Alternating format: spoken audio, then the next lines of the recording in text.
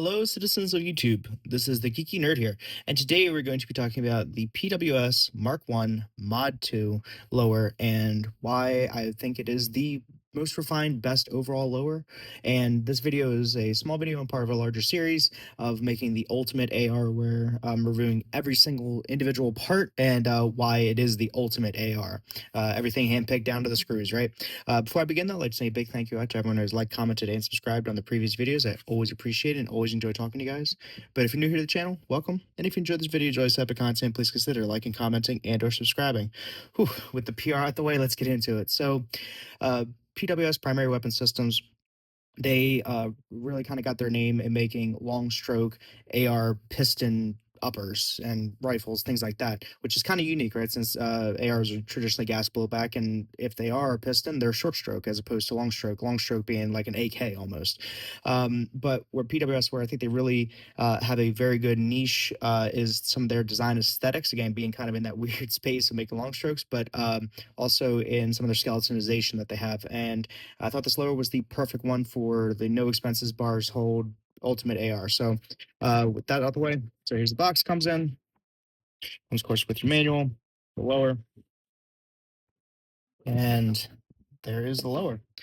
So what makes this lower so special? What kind of makes it, flow is that, well, first, made in Boise, Idaho, so there's more than potatoes there. But one thing you see here is there is some very heavy design choices for the skeletonization, but some manufacturers, like, they'll cut out the mag well, they will, do very deep and make the sidewalls very thin, where on here, it is very refined in a way that it is removing material without reducing the strength, right? And then one thing that this is the only one I've ever seen do this is when they're going through a whole skeletonization, they still leave this full tang here for your grip where you don't necessarily need it. And so it kind of just shows that, like, that through that thought, right? And same thing skeletonizing here, flared magwell, but looking at some of the details here.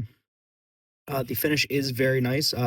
So, standard hard code type 3 anodization, 7075 lower here.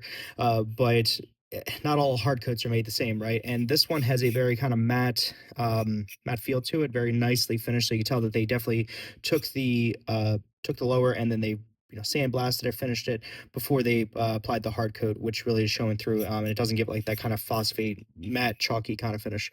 Magwell does have a pretty good flare to it there. Obviously being PWS, no machining marks there. The cage for your magazine release isn't too crazy. You'll see here it is ambidextrous. Ambidextrous. Boy, words are hard, right? But like even here, right, you can see that it has skeletonized the bolt release, right? And the bolt catch, right? And see here, slides that up. Same thing on this side, right? So as it's sliding up over here, just very well thought out, right? And then the same thing for the magazine release, right? As you install a standard magazine release, it's going to push that down, light operated from this side as well as from this side. But that cage isn't too crazy high.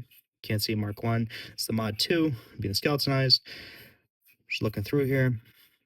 Very nice finished tang. It does have a nylon tipped torsion or torque, or boy, like, basically what this does is as you run it up through, it puts tension on your upper to remove that kind of wobble, just from some tolerance stack in there. But little nylon tip bolt there. Very nice wide trigger area, trigger guard, very nicely flared up and out. Again, that skeletonization flowing through all out is standard, 9-degree to position here. Does not have a QD on the back, but that is not a issue at all. Very nice threads as far as throughout. And the machining inside, precise as you would expect from PWS. But overall, a very exceptional lower that is going to fit perfectly with the Voltor upper here. And how does it, compare against other lowers? A lower is a lower, right? You are paying a bit more, especially since this one's around like 250-ish. So definitely a lot for a lower, but you are getting some good design choices, aesthetics. You are getting ambidextrous controls, similar to like how Radian does theirs. But overall, again, just a very nice, very well thought out lower that gives a little flair to any AR build. So let me know what you guys think down in the comments. Do you guys have one of these lowers? Do you Do you think it's overkill, too much, a lower is a lower is a lower? Do you guys like these ambidextrous controls? Let me know down in the comments. Hope you enjoyed the video. If you did, please consider liking, commenting, and or subscribing. Hope everyone's having a wonderful, awesome, fantastic day, and I'll catch you guys next time. See you guys.